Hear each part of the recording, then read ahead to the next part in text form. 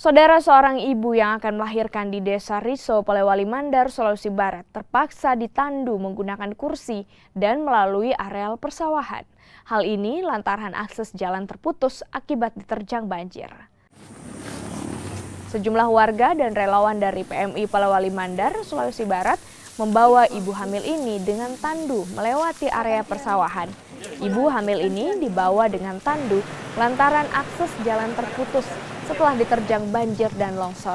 Ibu hamil ini ditandu sekitar 1 km di jalanan berlumpur untuk mencapai jalanan yang dapat dilalui kendaraan. Ibu hamil tersebut kemudian dinaikkan ke mobil untuk dibawa ke puskesmas.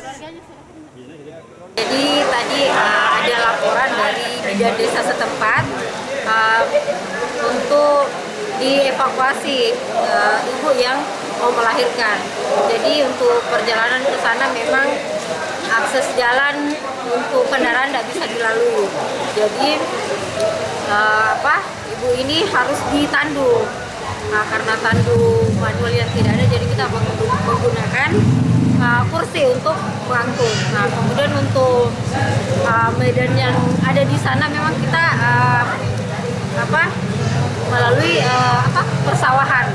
Nah, di sini jalan memang ya berlumpur, jadi satu kendala juga untuk evakuasi tadi.